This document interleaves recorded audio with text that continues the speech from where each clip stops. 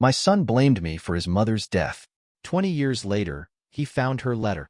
I, 55M, never thought I'd be sharing this story, but recent events have forced me to confront a past I've been running from for 2 decades. It's taken me 3 attempts to write this. My hands keep shaking every time I try to put it all down. But maybe sharing this will help someone else who's carrying the weight of family misunderstandings. My son was 12 when his mother passed away. Cancer. It started with what we thought was just a persistent cough in the spring. By summer, we were sitting in a doctor's office, listening to words that would shatter our world. Stage 4 lung cancer. She'd never even smoked a day in her life. The doctors said it was aggressive, leaving us barely 6 months from diagnosis to, well, we were the typical suburban family before this. Weekend barbecues, little league games, family movie nights where my wife and I would fall asleep on the couch while our son complained about our snoring. She was a high school art teacher, beloved by her students. I still sometimes get emails from her former students who tell me how she changed their lives. Our son was her spitting image. Same creative spark, same stubborn determination, same ability to light up a room just by walking into it.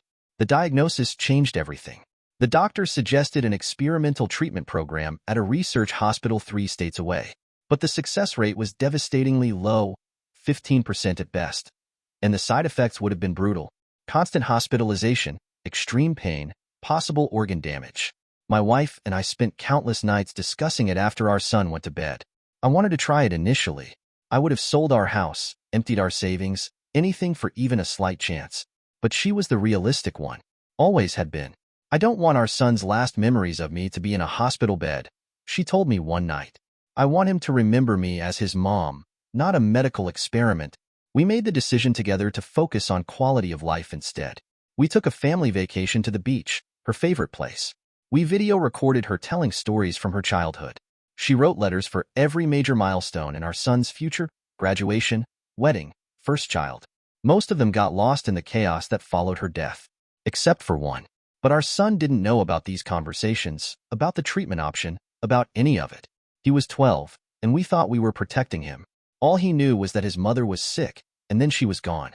The day after the funeral, while I was trying to figure out how to function in a world without her, he found some papers in my home office. Medical documents about the experimental treatment. He came at me with a rage I'd never seen before, screaming that I let her die, that I killed her because I didn't want to spend the money, that I never loved her. He was 12, grieving, and had found what looked like a lifeline we hadn't taken. I tried to explain, but how do you explain complex medical decisions to a grief-stricken child? Every attempt to talk made it worse. He'd scream over me, throw things, then collapse into tears. My in-laws got involved. They never directly blamed me, but their silence spoke volumes. They suggested he come stay with them, just until things settled down. I didn't fight it. Maybe I thought he'd be better off away from the man he believed killed his mother. Maybe I was too broken to fight for anything at that point. The years that followed were a blur of missed milestones. His middle school graduation, I sat in the back, left before he could see me. High school football games, I watched from my car in the parking lot. His high school graduation, I wasn't even invited. Birthdays came and went with cards returned unopened. Christmas gifts sent back untouched. Every attempted phone call went to voicemail. Eventually, I stopped trying so hard, letting my attempts dwindle to major holidays and birthdays. The rejection hurt less if I didn't expose myself to it as often. I threw myself into work, took every overtime shift available. My coworkers stopped inviting me to things after a while. I never went anyway. I dated occasionally, but it never felt right. How do you explain to someone that your teenage son thinks you killed his mother? Most relationships ended after a few months, when they realized I couldn't fully let anyone in. My son went to college out of state.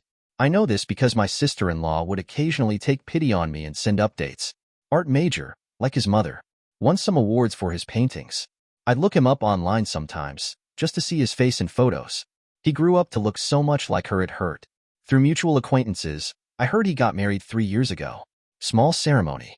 I wasn't invited, of course. I sent a card and a check anyway. The check was cashed. The card came back marked, returned to sender.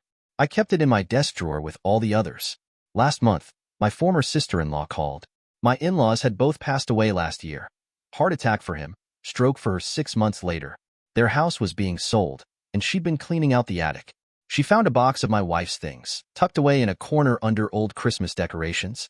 Inside was a letter, dated 2 weeks before she died, addressed to our son for his 18th birthday. My sister-in-law had never known about it. None of them had. She read it before calling me. Said she spent an hour crying in that attic. The letter explained everything. Our discussions with the doctors, the brutal odds of the experimental treatment, the quality of life issues.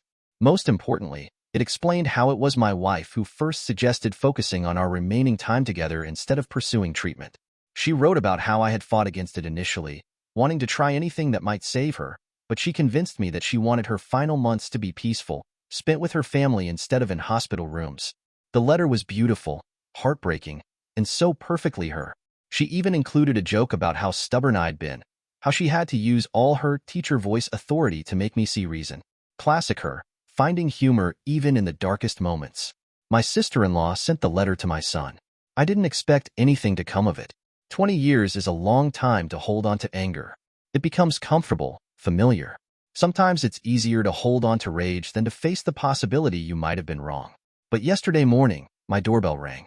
He was standing there, letter in hand, looking lost, looking like that 12-year-old boy again. We stood there staring at each other for what felt like hours, but was probably only seconds. Then he asked, "Can I come in?" We talked until sunrise. 2 decades of pain and misunderstanding poured out. He apologized. I apologized. We both cried. He showed me pictures of his wife, his life. He's an art teacher now, just like his mom. The universe has a sense of irony, I suppose.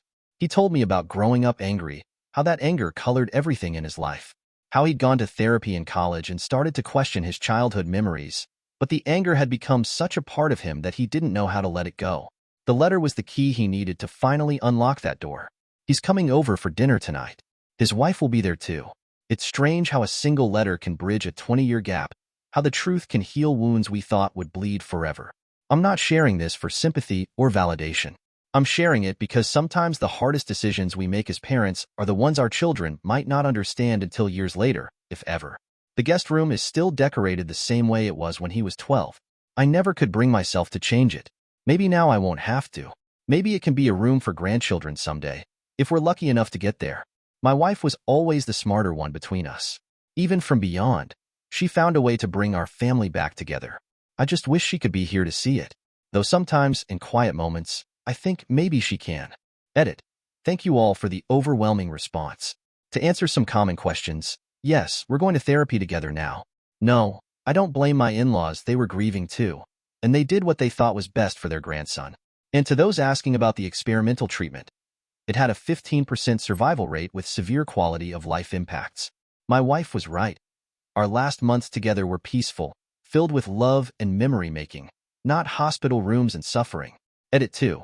For those asking about my son's reaction to the letter, he said the hardest part was realizing he'd spent 20 years being angry at the wrong person. We're both learning to forgive ourselves and each other. It's a process, but we're getting there. And yes, he's seen all the videos we recorded of his mom. We watched them together last weekend. It was hard, but healing. Edit 3. To the person who asked about the other letters my wife wrote for future milestones, we're still looking for them. They might be somewhere in my in-laws' house, or they might be lost to time. But honestly, finding this one letter was miracle enough. Sometimes you have to be grateful for what you get back, not bitter about what you've lost. That's something my wife would have said. Thank you for watching. If you enjoyed this story, please hit that subscribe button. Don't forget to give it a thumbs up and share it with friends or family who might enjoy it too. Your support means a lot.